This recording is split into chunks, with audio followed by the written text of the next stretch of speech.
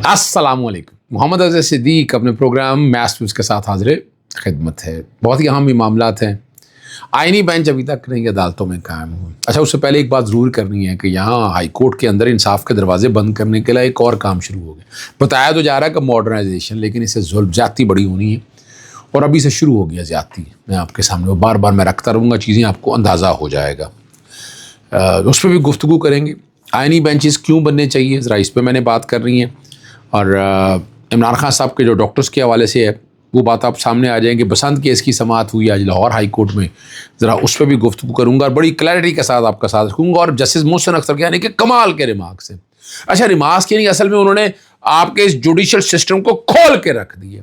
सबसे पहली बात, लाहौर हाई कोर्ट में आपको मैंने पहले भी बताया कि आप रिटें शिटें करके कुछ 76,000 के करीब दायर हुई थी पूरे साल के अंदर, और एतराज़ केसेज 1,76,000 के करीब। यानी इंसाफ के दरवाजे इस तरह बंद, ग्रीवियंस रिडर्सल पता नहीं क्या क्या।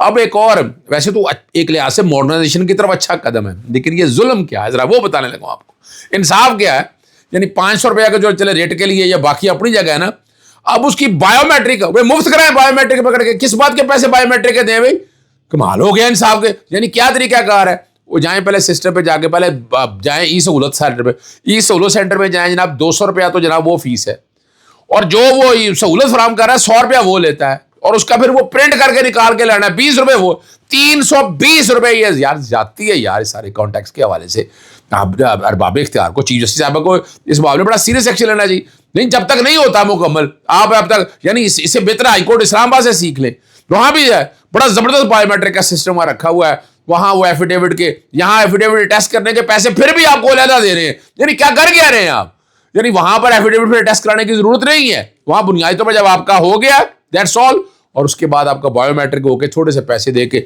जितने भी बनते हैं, बड़ी नॉमिनल सी अमाउंट है, वो रुपयों में है, यानी सैकड़ों रुपयों में नहीं है। ये मैं बताता चलूँ आपके यहाँ, वो यानी ऐसा सिस्टम बनाने से पहले 1000 बार सोचना चाहिए कि आसानियाँ फराहम करे, इस तरह के मसाइल पैदा ना करें। आपके लिए बताता चलूँगा आपको।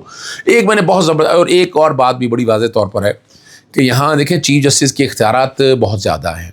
उसका इज़हार बार बार का शोर डाला हुआ था ना सुप्रीम कोर्ट के हवाले से, प्रैक्टिस एंड प्रोसीजर एक्ट, और आज हमारे वो वकील साहब कहाँ गया, वो सियासी जमातें कहाँ गया। फिर वहाँ जो केसेस फिक्सेशन है ना, वो एक बैक कमेटी करती है। हाई कोर्टों में क्यों नहीं है ऐसा, यानी हाई कोर्टों के अंदर चीफ जस्टिस इख्तियार है, उसका जो मर्जी करे, सिंगल के बाद लगाया उधर से निकाल दे, उधर उठाकर लगा दे, और इस सिंगल से डीबी में कर दे, एक उठाकर दूसरा कर दे, जो मर्जी हो रहा है यहाँ पर। यहाँ पूछने वाला कोई नहीं है, माजरत के साथ, किसी को बुरा लगे या अच्छा लगे, हम ये देखते आ रहे हैं। ये सारे हालात और वाक़यात हमारे सामने हैं और हम आपके सामने वो चीज़ें सारी रखते रहेंगे। अच्छा, वो सिंध हाई कोर्ट में तो आइनी बेंच बन गया जी। अच्छा, लेकिन बेंच फिक्सेशन के हवाले से चीफ जस्टिस का इख्तियार है। कमेटी बनाया ना, यहाँ भी जो कमेटी खेल रहे थे, जो बड़ा शोर डाला था, उसने सुप्रीम कोर्ट की हद तक, हालांकि सुप्रीम कोर्ट तो फिर भी एक की बजाय 3 मेंबर बेंच होता था, चले फिर भी सवाल है, ये नहीं होता था यार। लेकिन यहाँ आइनी बेंच नहीं बन रहा। मैं बार बार लिख रहा हूँ सदर पाकिस्तान को, मैं वज़ीर आज़म को लिख रहा हूँ, गवर्नर को लिख रहा हूँ, स्पीकर को लिख रहा हूँ, मैं सबको लिख रहा हूँ कि आइनी बेंच 26वीं 23वीं के बड़े समरात है। क्या समरात दिए हैं आप लोगों ने, जरा बता दो दें। इंसाफ के दरवाजे किस तरह बंद हो रहे हैं आपके सब। यहाँ एक और बड़ा, लाहौर हाईकोर्ट में वो ग्रीवियंस रिडर्सल कमेटी, वो आपने हाईकोर्ट में नहीं आना, पहले जक्के खाए वहां पर जाकर, यानी जहर का तरियाक लेने के लिए राग जाए आप पहले, यानी। और वो जो इंसाफ लेना है पहले, वो 15 दिन में फैसला नहीं करता, वो फिर आता है, फिर डायरेक्शन देती है, और ये हालात, और ये नहीं कोई जाता तो यहाँ एतराज़ लग जाता है। मैंने इसको चैलेंज किया हुआ है, और ये मैं इस तरह की चीज़ें बाहर आपके सामने मैं रखता रहता हूँ, और मेरा मकसद बड़ा वाज़ेह है। मैंने कोई ऐसी बात नहीं करना चाहता, मैं चाहता हूँ इंसाफ के दरवाजे खुले रहें, इंसाफ हर एक को मिले, उसकी दहलीज पे मिले, यानी सिर्फ हर एक को नहीं मिले, उसकी दहलीज पे मिले। मैं ये बात भी बार बार दोहराता रहता हूँ, और मेरा काम यही है कि आप तक ये मैं सारी चीज़ें रखता रहूँ।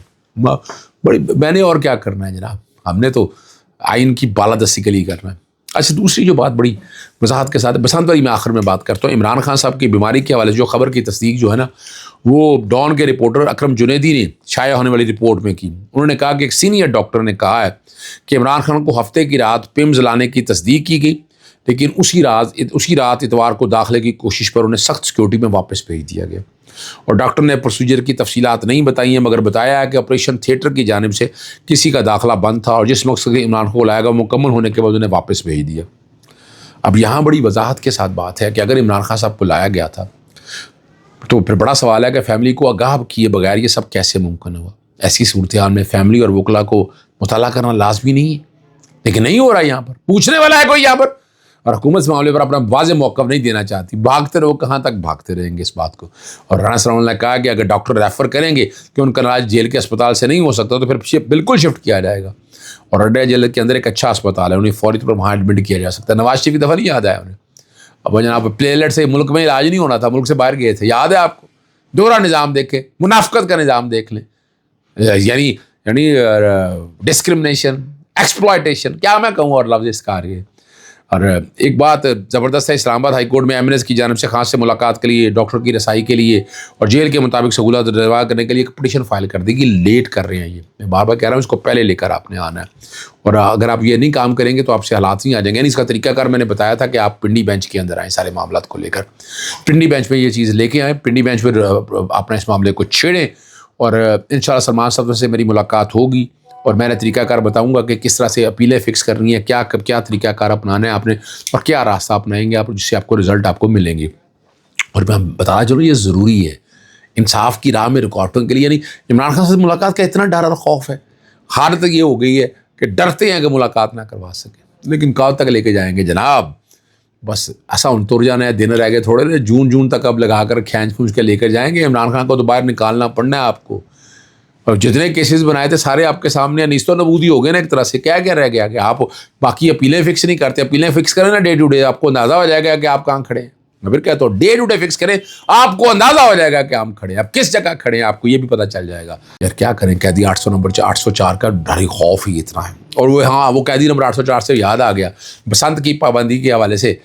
اور وہ 4 درخواستیں ہیں بیسیکلی. ایک تو بسنت پہ پرانی 2024 کی درخواست میں نے دائر کی ہوئی تھی, پھر اس کے بعد میں نے درخواست دائر کی تھی, آرڈیننس چیلنج کیا تھا 2025 کے دوران, اور پھر 2026 کے دوران میں نے ایکٹ بنا دیا تھا, ایکٹ چیلنج کیا, پھر شیخ امتیاز وغیرہ. آج ایک متفرق درخواست میں نے دائر کی, آج کورٹ میں نے بڑا واضح کہا. آپ کو پتا ہے 26 کے 27 کے 37 کے قریب وہ گانے آئے, 37 کے قریب وہ گانے آئے نا, گانے جس میں نقدہ کوکا ڈالا ہوا تھا. باقی فحش یا گانے جتنے بھی ہو تو اس پہ کوئی اعتراض نہیں, نقدہ کوکے پہ اعتراض. میں نے کورٹ میں بھی کہا, کورٹ جب میں نے کہا تو پورے کورٹ میں ہنسی آ گئی کہ عمران خان کو روکنے کے لیے, پھر وہ تصویر پہ پابندی لگانے کے لیے, یعنی آپ گڈی شڈی پہ تصویر نہیں لگا سکتے. آپ کون ہوتے ہیں یہ فیصلہ؟ 144 کا نفاذ ہے. میں نے گوبیلا عدالت کے سامنے لگایا کہ اس کا مقصد کیا ہے, پولیٹیکل انجینئرنگ ہے نا. پھر آج کورٹ کے اندر میں نے یہ بھی بتایا کہ جناب اصل میں نے آپ کو کہا تھا نا کہ سرچ وارنٹ کے حوالے سے کیا کرنا ہے. اگر گڈی پولیٹیکل وکٹمائزیشن, جس کو مرضی گھر سے اٹھا لیں گے, جس کو مرضی اٹھا کر لے جائیں گے, جس کے ساتھ مرضی ظلم کریں گے, جس کے ساتھ مرضی زیادتی کریں گے, یہ ایک نارمل سی بات ہے. یعنی ایسی انوکھی چیزیں میں نے آپ کے سامنے رکھی ہے جہاں سے آپ سمجھ سکتے ہیں کہ حالات اور واقعات کیا ہیں, اصل کہانی کیا ہے یہ ساری. اور وہ باقی وہاں پر جو جنہوں نے آنا تھا, جب وال سٹی دیکھو, عمارتوں کے بارے میں کہا کہ وہاں چھتوں پہ نہیں چڑھنے دیں گے, شماریہ دیے گئے ہیں, وہ اپنا کئی عمارتیں اپنا بتایا جی, کوئی ڈاکٹر اکٹھے کر دیے ہیں, کوئی سینٹر بنا دیے ہیں, کوئی یعنی میں نے مجھے یہ کہنا پڑا بھائی آپ نے بسنت کو نیشنل تہوار بنا دیا. کس بنیاد کے اوپر؟ کیا ہے اس کے اندر کہ اس کو اور اس کے لیے 3 دن کا آپ اندازہ لگائیں. آج کوئی نہیں پوچھ رہا کہ یہ کیا ہو رہا ہے, صرف ڈر کیا ہے 8 فروری کے حوالے سے عمران خان کا خوف ہے. اور یہ بھی بات وہ کہہ رہے ہیں کہ پتنگ اڑاتے ہوئے چھت سے کوئی گر نہ جائے, بڑے بچے کا گلا نہ کٹ جائے. اور یہاں جو بڑی وضاحت کے ساتھ بتاتا رہوں میں نے تو اپروچ اور لیسکو کے حوالے سے جی ایم کو بھی اندر سماعت پر طلب کیا ہے, ایس ایس پی آپریشن کو ہدایت کیا ہے کہ کائٹ ایسوسیشن میں مختلف تنظیمیں ہیں, میں نے کہا ساروں کے ساتھ اکٹھے بیٹھ کر گفتگو کریں اور جو کہتے ہیں وہ آ جائے. تو D G I S P R جو ہے وہ عوامی آگاہی مہم کے حوالے سے وہ یہ بنیادی طور پر یہ کہہ رہے ہیں کہ کل رات تک وہ 179 مقدمہ درج کیا جا سکیں, اور بیان الفی وہ کہہ رہے ہیں وہ لے آئیں گے. اسپیشل سیکرٹری آپ جو مرضی کہہ دیں, اور سیفٹی کیمپ لگانے کے نہیں, یعنی بنیادی طور پر یہ اور میں نے ایک ہی بات کہی تھی کہ مخصوص علاقوں کی بجائے یہ مخصوص علاقوں میں آپ کریں بسنت کو, اور 3 دن کی بجائے صرف 1 دن کا بسنت منانے کی اجازت دی جائے. یہ میں نے اب یہ عدالت کے سامنے رکھتا رہتا ہوں. لیکن بہرحال درخواست متفقہ دائر ہوگی ہے کل انشاءاللہ. وہ جو اپنا نقدہ کو کا گانا اور جو تصویریں, اور دوسری طرف کیا ہے اب بیک گراؤنڈ پہ اگر وہ چیزیں چل سکیں آپ کے سامنے میں چلا دیتا ہوں. نوٹیفیکیشن بھی ہے کہ جناب جہاں پر نواز شریف اور مریم صفدر کی تصویریں اخباروں پہ لگ رہی ہیں اس پہ کوئی اعتراض نہیں ہے, وہاں 144 کا نفاذ نہیں ہے. جب گڈیاں اڑائیں گے وہاں پر نفاذ آپ کا. جسٹس مشرف ترکیانی نے کمال ہے, اور مترادف ٹویٹ کے جج افضل مجوکا کے حوالے سے سخت ریمارکس دیے, یعنی انہیں اٹھا کر تو یہاں سے آپ لے آئے ہیں اور اب جو اگلی جو بات ہے وہ بڑا زبردست ہے. پروسیکیوٹر جنرل کو انہوں نے کہا معاملے کے معاونت کے لیے طلب کر لیا.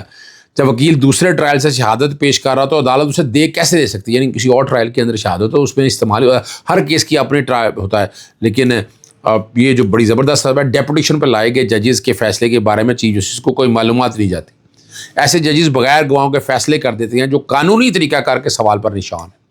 وکیل کے مطابق جج نے آؤ دیکھا نہ تاؤ فیصلے کیے جبکہ قتل جیسے اساس مقدمہ میں جلد بازی کے مترادف ہے، ظلم کے مترادف ہے.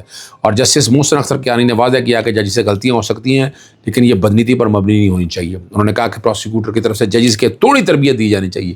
یہ سسٹم سارا کھول کے رکھتی ہے. اجازت چاہتا ہوں. السلام علیکم. اللہ حافظ. پاکستان زندہ باد.